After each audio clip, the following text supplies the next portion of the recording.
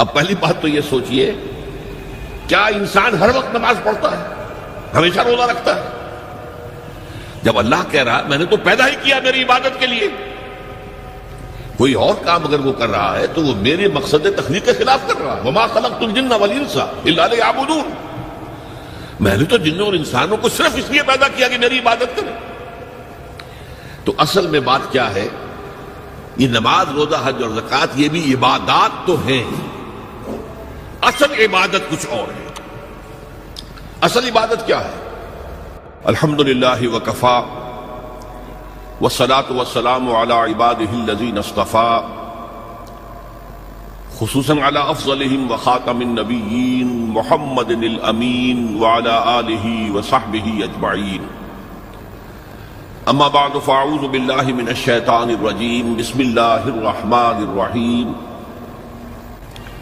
رب اشرح لي صدری ویسر لي امری واحلل عقدۃ من لسانی یفقهوا قولی۔ اللہم ربنا الہمنا رشدنا واعذنا من شرور انفسنا، اللہم ارنا الحق حقا وارزقنا اتباعہ وارنا الباطل باطلا وارزقنا اجتنابہ، اللہم وفقنا لما تحب وترضى، آمین یا رب العالمین۔ معزز حاضرین اور محترم خواتین، السلام علیکم ورحمۃ اللہ وبرکاتہ۔ آپ کے علم میں ہے کہ میرا آج کی گفتگو کا عنوان ہے کلمہ طیبہ، اور اس کے حوالے سے یا اس کی روشنی میں ہمارے دینی فرائض۔ بچپن میں مجھے امید ہے کہ بہت سے لوگ خوش نصیب ایسے ہوں گے اس مجمع میں جن کی تعلیم کا آغاز قاعدہ یسرنا القرآن سے ہوا ہو یا نورانی قاعدے سے ہوا ہو، اور پھر اس کے بعد حضرت مولانا مفتی کفایت اللہ رحمۃ اللہ علیہ کے کتابچے تعلیم الاسلام جو ہے انہیں پڑھائے گئے ہوں۔ ظاہر بات ہے کہ آج کل وہ رواج ختم ہو چکا ہے، آج کا ہمارا دور مادہ پرستی کا ہے۔ ہماری تعلیم میں بھی آپ کو معلوم ہے کہ کنڈر گارڈن جو ہے اس سے بات شروع ہوتی ہے، اور ممی اور پاپا یہ الفاظ جو ہیں وہ بچوں کو سکھائے جاتے ہیں، اللہ اور اس کے رسول کا نام عام طور پر نہیں پڑھایا جا رہا۔ لیکن یاد ہوگا آپ کو کہ اس سلسلے میں سب سے پہلے ایمان مفصل، ایمان مجمل یاد کرائے جاتے تھے، ایمان کیا کیا ہے، پھر 6 کلمے پڑھائے جاتے تھے۔ یہ 6 کلمے یوں سمجھیے کہ اسلام کی تعلیمات کا لب لباب اور خلاصہ ہے۔ ان میں سے پہلے 2 کلمے کیا ہیں جو اہم ترین ہیں؟ کلمہ طیبہ، لا الہ الا اللہ محمد الرسول اللہ صلی اللہ علیہ وسلم۔ یہ مختصر ترین کلمہ ہے، اسے ہم کلمہ طیبہ کہتے ہیں، اور یہ سمجھیے کہ ہمارے دین کی جڑ اور بنیاد اور اساس ہے۔ دوسرا کلمہ اسی میں لفظ شہادت کا اضافہ ہو کر اشہد ان لا الہ الا اللہ واشہد ان محمد الرسول اللہ صلی اللہ علیہ وسلم۔ یہ کلمہ شہادت جو ہے یہ اسلام میں داخلے کا شاہ درا ہے۔ شاہ درا، در کہتے ہیں دروازے کو، شاہ درا بہت بڑا دروازہ۔ جو لوگ دلی سے واقف ہیں انہیں یاد ہوگا، معلوم ہوگا کہ دلی جو ہے وہ جمنا ندی یا جمنا دریا کے مغرب میں واقع ہے، اور مشرق سے جو بھی آتا ہے یو پی سے، اس کو پہلے ایک قصبے سے گزرنا پڑتا ہے، جس کے بعد پل آتا ہے جمنا کا، اور اس قصبے کا نام ہے شاہدرہ پل۔ اسی طرح کا شاہدرہ ایک لاہور میں ہے۔ لاہور جو ہے وہ راوی کے جنوب مشرقی کنارے پر ہے، آباد ہے شہر۔ اب جو بھی پشاور سے، سرحد سے، اسلام آباد سے، پورے پنجاب سے لوگ آتے ہیں تو انہیں لاہور میں داخل ہونے کے لیے دریائے راوی کراس کرنا ہوتا ہے، لہذا وہاں بھی ایک قصبہ ہے جس کا نام شاہدرہ ہے۔ شاہدرہ یہ بڑا در ہے کہ جس سے داخل ہو کر آپ دلی میں یا لاہور میں داخل ہوں گے۔ اسی طرح میں نے عرض کیا کہ اسلام میں داخلے کے لیے شاہدرہ جو ہے وہ ہے اشہد ان لا الہ الا اللہ واشہد ان محمد رسول اللہ صلی اللہ علیہ وسلم۔ آج میں انہی 2 کے حوالے سے آپ کے سامنے کچھ باتیں رکھ رہا ہوں۔ باتیں بالکل بنیادی ہیں، اور میں سمجھتا ہوں کہ آپ کے ذہنوں کے اندر موجود ہیں، صرف یہ ہے کہ آپ نے شاید زیادہ کبھی شعوری طور پر توجہ نہ دی ہو اور ان کے بارے میں کہیں گہرا غور و فکر نہ کیا ہو. دیکھیے پہلا جز کیا ہے؟ لا الہ الا اللہ، کلمہ توحید ہے. یہ اللہ کے سوا کوئی معبود نہیں. اب اس کا تقاضا کیا ہے؟ اور دوسرا جز ہے محمد الرسول اللہ صلی اللہ علیہ وسلم. اس کا تقاضا کیا ہے؟ اللہ کے سوا کوئی معبود نہیں، معبود برحق صرف اللہ. اس کا کیا مطلب ہے؟ عبادت صرف اس کی ہوگی، کوئی معبود نہیں اللہ کے سوا، عبادت اسی کی ہوگی. اس عبادت کا مفہوم کیا ہے؟ قرآن مجید میں بہت سے انبیاء کی اور رسولوں کی دعوت بیان ہوئی اور نام بنام کہا گیا. ان کی دعوت کیا تھی؟ ان اعبدوا اللہ ما لکم من الہ غیرہ، اللہ کی عبادت کرو، تمہارا کوئی الہ اس کے سوا نہیں ہے. اس کے ساتھ ہی بعض صورتوں میں ایک لفظ کا اضافہ ہوتا ہے. سورہ شعراء میں ان اعبدوا اللہ واطیعون، عبادت اللہ کی کرو، میری اطاعت کرو.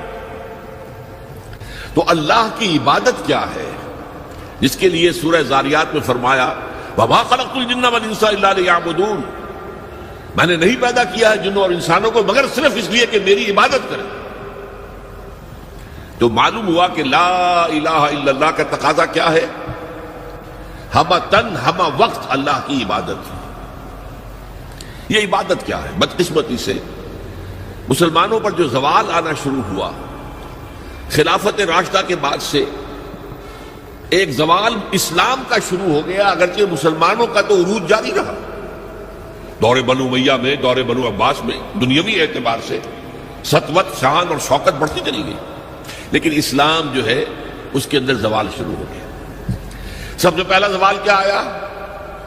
وہ خلافت کہ جو مسلمانوں کو اپنے میں سے کسی بہترین شخص کا انتخاب کر کے جس کا تعین ہونا چاہیے تھا، وہ خلافت موروثی عہدہ بن گئی، خاندانی بات بن گئی، قبائلی بات بن گئی. یہ ہمارے زوال کا پہلا منظر تھا. بہرحال اس کے بعد رفتہ رفتہ ہمارے تصورات بھی کچھ محدود ہوتے چلے گئے. ہوتے ہوتے بات یہاں تک پہنچی کہ عبادت کا مطلب ہے نماز، روزہ، حج اور زکوٰۃ.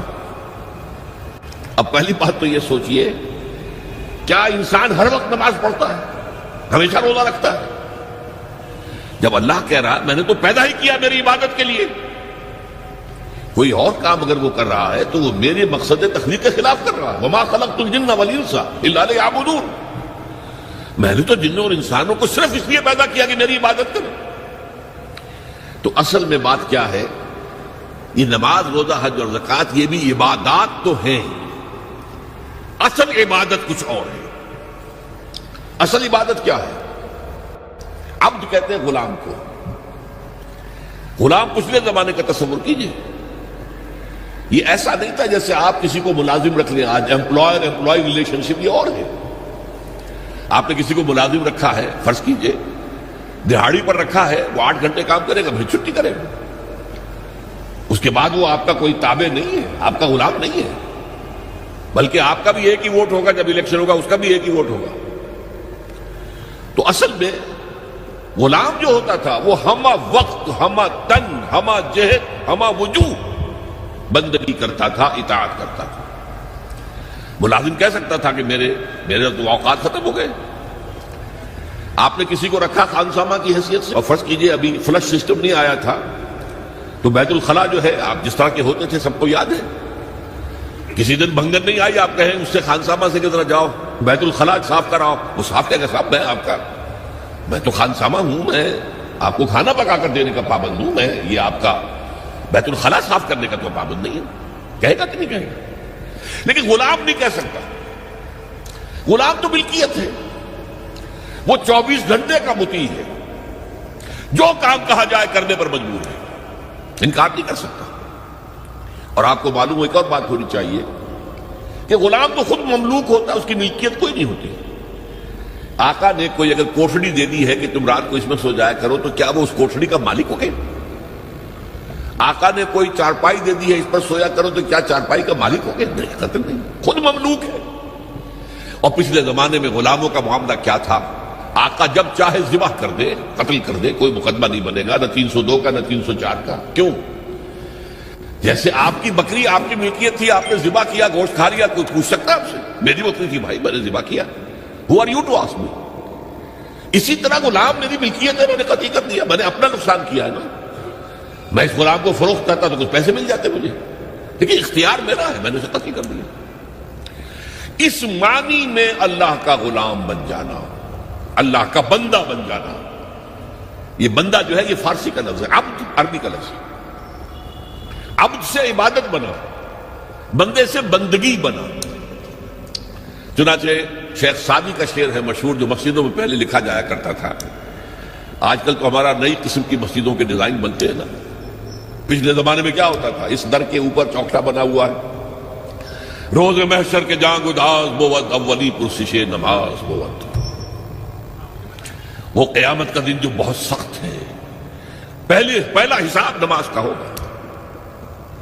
اور یہ شعر میں لکھا ہوتا تھا، زندگی آمد برائے بندگی، زندگی بے بندگی شرمندگی۔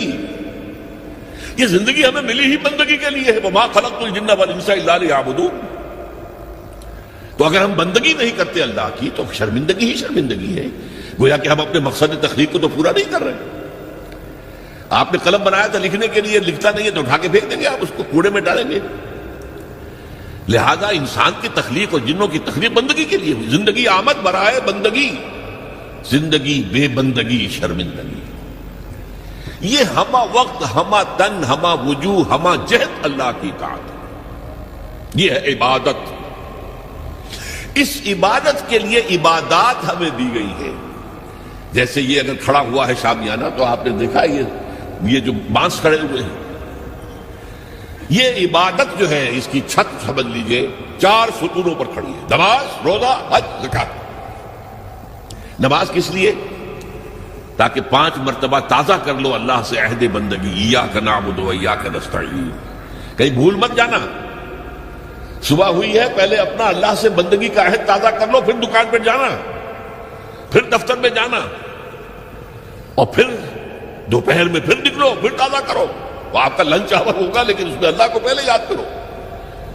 پھر جب بہت زیادہ ایکٹیویٹی کا ٹائم ہوتا ہے شام کا، پھر یاد کرو اللہ کو عصر کے وقت، پھر مغرب کے وقت، پھر رات کو عشاء۔ 5 دفعہ یاد کرو اقم الصلاۃ عن ذکری، کہ تمہیں یہ بات یاد رہے کہ ہم اللہ کے بندے ہیں اور ہمارا کام بندگی ہے، ہمہ تن، ہمہ وجوہ، ہمہ وقت اللہ کی عبادت۔ روزہ کیوں دیا؟ تاکہ نفس کے اندر جو شیطنت ہے، ان النفس لامارۃ بالسوء، اس نفس کو کنٹرول کرنے کی عادت ہو جائے۔